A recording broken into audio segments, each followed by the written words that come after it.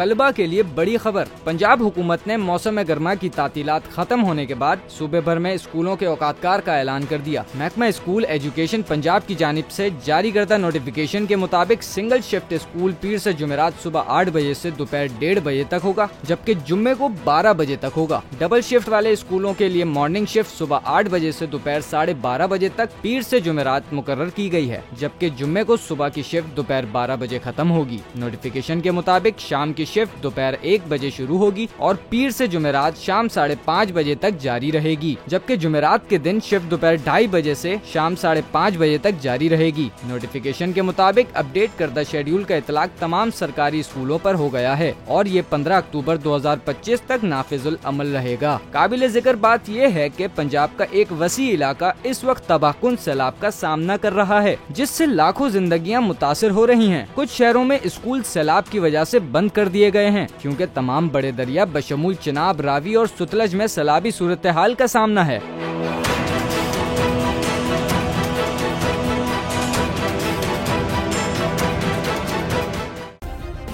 Subscribe करें और bell दबाएं ताकि कोई खबर रह न जाए।